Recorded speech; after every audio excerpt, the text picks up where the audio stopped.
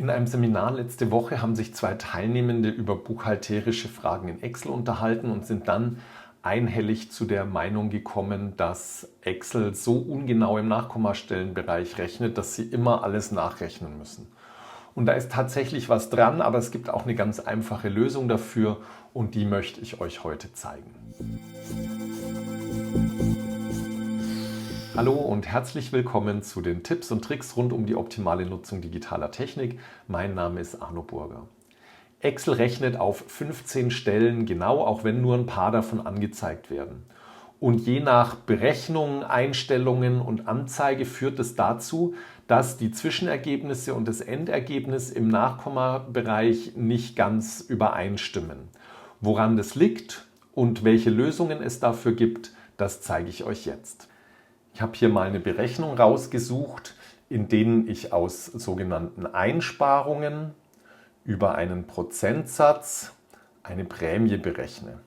Und wenn man sich das jetzt hier im zweiten Vierteljahr anschaut, dann sieht man im Nachkommabereich, da ist eine 5 Cent und 4 Cent gibt 9 Cent und 2 gibt 11, also müsste hier unten eigentlich hinten eine 1 stehen und hier steht eben eine 0. Man versteht das besser, wenn man sich mal die Nachkommastellen anschaut. Wir haben hier 2 angezeigt. Ich spendiere mal eine dritte, vierte und fünfte. Jetzt sieht man, dass hier mehr Nachkommastellen vorhanden sind, als wir vorher angezeigt haben. Und in dieser Tabelle ist im Moment die Grundeinstellung, dass mit allen Nachkommastellen, also allen Stellen gerechnet wird, auch wenn eben nur 2 angezeigt werden. Und daraus entsteht dieser Rundungsfehler und das kann man jetzt ändern, indem man sagt, rechne mit so vielen Nachkommastellen, wie hier angezeigt werden, weiter. Und das findet ihr unter Datei, Optionen, erweitert. Und dann blättert ihr ganz ans Ende und da findet ihr dann beim Berechnen dieser Arbeitsmappe. Das heißt, es bezieht sich nur auf diese eine Arbeitsmappe, nicht auf alle, mit denen ihr dann arbeitet. Und der Befehl heißt, Genauigkeit wie angezeigt festlegen. Dann gibt es eine Meldung, die für viele irritierend ist und wo man auch zurückschreckt. Daten verlieren damit endgültig an Genauigkeit. Was das genau heißt, das zeige ich euch gleich noch. Jetzt erstmal zu dem Effekt, den das hier hat. Also ihr seht im Moment noch die Berechnung, wie sie bisher war. Jetzt bestätige ich mit OK, dann wird die Einstellung umgesetzt. Und jetzt seht ihr, 5 und 4 ist 9 und 2 ist 11 und jetzt habt ihr hier auch den Einser hinten dran. Was hat es jetzt mit diesem verliert an Genauigkeit zu tun? Ich habe da mal ein anderes Tabellenblatt gemacht. Und zwar war das hier die Meldung, Daten verlieren damit endgültig an Genauigkeit. Und ich habe hier mal Zahlen mit 4 Nachkommastellen, 3, 2, 1 und 0. Und das ist so eingestellt, dass die Zahl eben hier auf Dezimalstellen, die erste wäre mit 4 und die anderen sind dann mit 3 Nachkommastellen und so weiter eingerichtet. Und das heißt jetzt Folgendes, wenn ich eine Zahl eingebe, nämlich diese 10,1234, dann seht ihr 10,123, aber eigentlich steht in der Zelle 10,1234. Das heißt, ich kann mehr Nachkommastellen eingeben, als tatsächlich in Excel angezeigt werden. Und hier seht ihr, fehlen dann die 3 und die 4 und hier die 2, 3, 4 und so weiter. Und wenn wir jetzt hergehen und diese Einstellung machen, die wir vorhin gemacht haben, nämlich Datei Optionen erweitert, ganz ans Ende blättern und hier einstellen Genauigkeit wie angezeigt, dann sieht man erstmal gar keine Veränderung, aber wenn ich jetzt hier mir diese Zahl anschaue, ihr erinnert euch, da stand 10,1234 hier oben drin.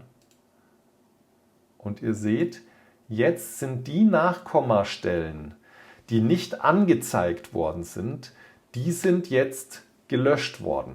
Und das ist gemeint mit Daten verlieren endgültig an Genauigkeit.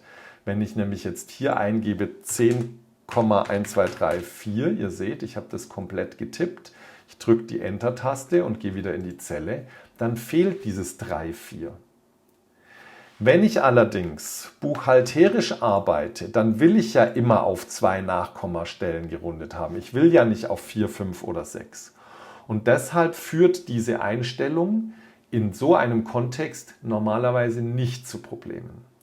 Wenn ihr ganz sicher gehen wollt, dann gibt es noch eine zweite Lösung, nämlich das Runden. Ich stelle zunächst mal zurück, Datei, Optionen, erweitert, dass hier wieder genau gerechnet wird, also nicht wie angezeigt, sodass wir hier wieder diesen Rundungsfehler haben und schauen uns mal die Funktion Runden an. Die funktioniert so, ihr habt eine Zahl und zu dieser Zahl gebt ihr die Anzahl der Nachkommastellen an. Aufgebaut ist es dann so, ist gleich Runden, dann die Zahl und Strichpunkt 2 Nachkommastellen, dann sieht es im Ergebnis so aus.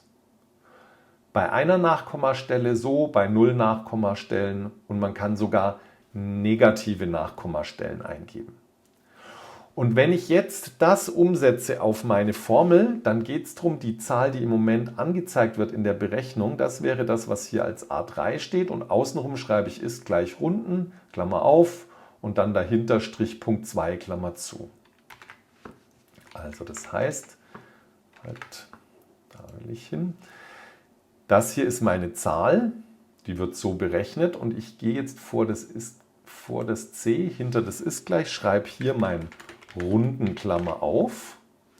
Ihr seht, hier wird auch die Struktur der Formel angezeigt. Dieses C7 mal und so weiter, das ist meine Zahl. Wenn ihr mehr über diese Dollarzeichen wissen wollt, da habe ich ein Video gemacht, das verlinke ich euch auch in der Infokarte. Und dahinter schreibe ich jetzt Strichpunkt und dann möchte ich auf 2 Nachkommastellen runden, 2 und Klammer zu und drücke die Enter-Taste. Diese Formel kopiere ich mir jetzt, da habe ich auch ein Video dazu gemacht, das verlinke ich auch in der Infokarte. Das heißt, ich kopiere die Formel jetzt und jetzt seht ihr, steht hier wie vorher 5, 4 und 2, aber jetzt wird, nachdem die Zahlen gerundet sind, eben mit diesem gerundeten Wert weitergerechnet. Und wenn wir uns jetzt mal hier die Nachkommastellen anschauen, ihr erinnert euch, vorher gab es nach dem 4, 5 und so weiter, da gab es noch weitere Nachkommastellen, die sind jetzt weg, weil jetzt eben gerundet ist und nicht mehr mit allen Nachkommastellen gerechnet wird, sondern mit den gerundeten Zahlen. Ihr habt also 2 Möglichkeiten, probiert die aus. Wenn euch beim Ausprobieren noch Fragen kommen, schreibt die gerne unten in die Kommentare. Ich freue mich auf die und ansonsten vielen Dank fürs Zuschauen, viel Spaß beim Ausprobieren und bis bald, euer Arno. Ciao.